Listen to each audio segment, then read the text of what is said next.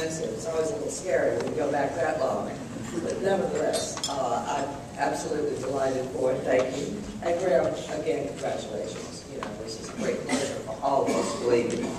And I do want to welcome everyone here to the Aerospace Industries Association Year-End Review and Forecast, because not only, as we noted, is this the 45th year that we've done this, but it's also AIA's 90th anniversary as an organization. So the word venerable, as they say, comes to mind.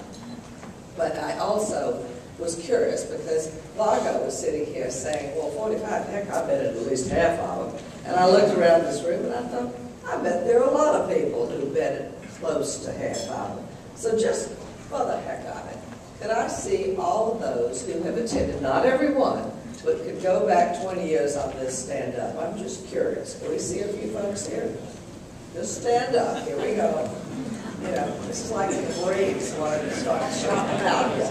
Excellent. Can we have a round of applause?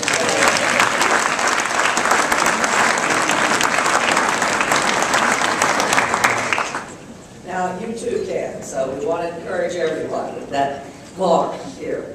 But, you know, this is, as I said, the 45th year that we have taken the opportunity to really check our industry's vital signs, to take a look at where we are and where we think we're going to be.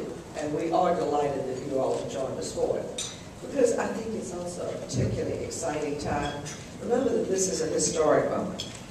Not quite 24 hours ago, most of us watched the maiden flight of Boeing 787 Dreamliner. How about it? What a reality show, guys. Wasn't that absolutely fabulous?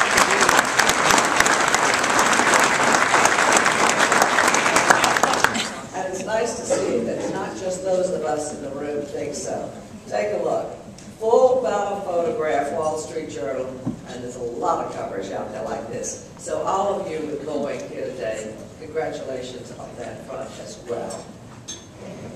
Now, I also want to say that at this point, we really should take a moment to recognize those that we serve.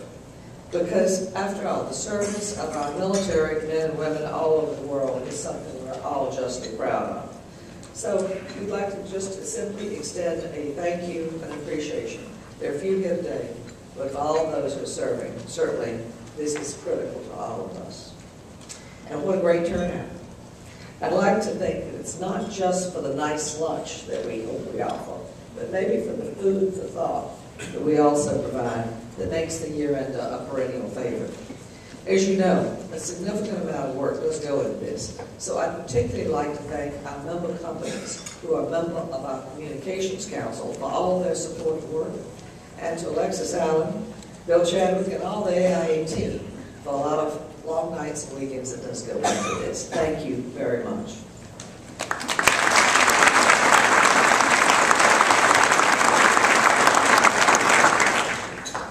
Now let's turn to the main event.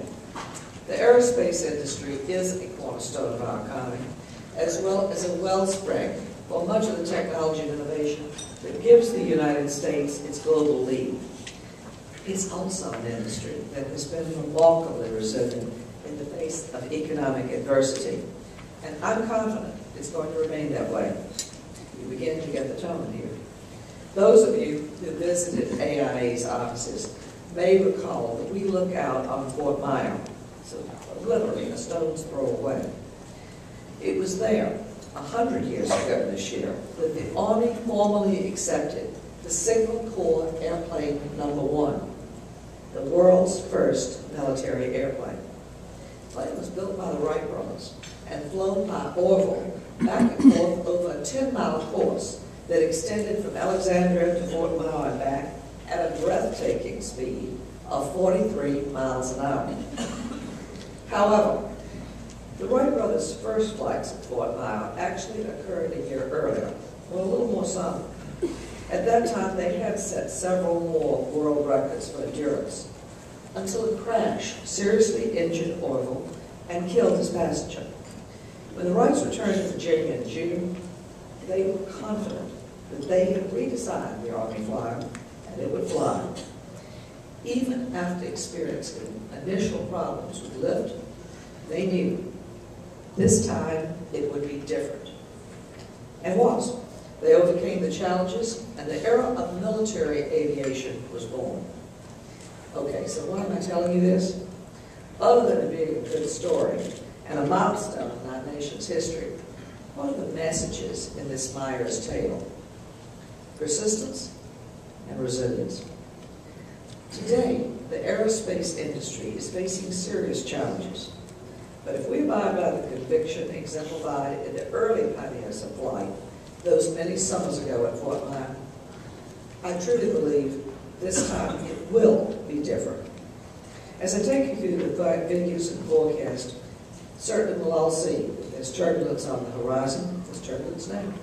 Everyone knows that aerospace sales are cyclical, but whatever downturn may occur in the next 18 months is expected to be far less serious than other down cycles.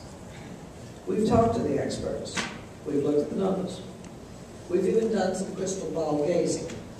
And it simply does not appear that we're headed for the same severe and sustained downturn that we saw in the 1990s.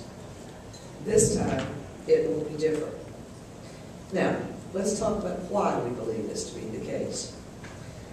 To remind everyone, the facts and figures we're about to discuss are based on preliminary numbers for 2009 calendar year. Despite national and global economic troubles and triggering large-scale government bailouts for other business sectors, I'm pleased to report that the U.S. aerospace industry more than held its own in 2009.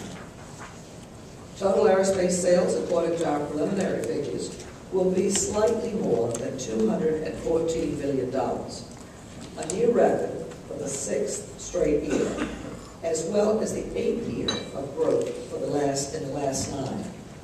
This figure represents an increase of almost 4% over sales of $205.7 billion in 2008, when sales were impacted by the Boeing work stoppage and then the related trickle-down effect that occurred.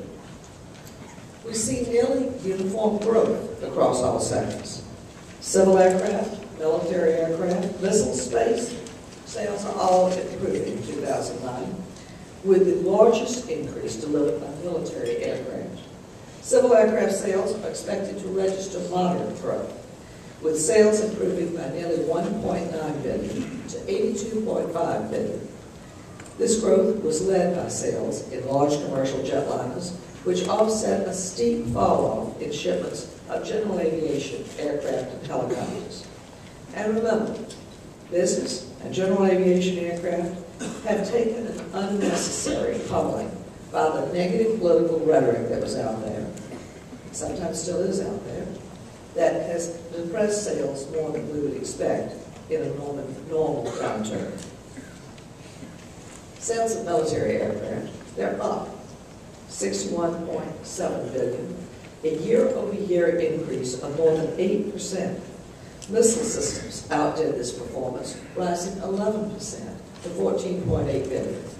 Sales of space systems, including military, civil, and commercial programs, will improve modestly by 4.1% to $40.4 billion. Our industry will show strength in shipments, but the weakened economy and the uncertain market, yes, they hurt both orders and backlogs.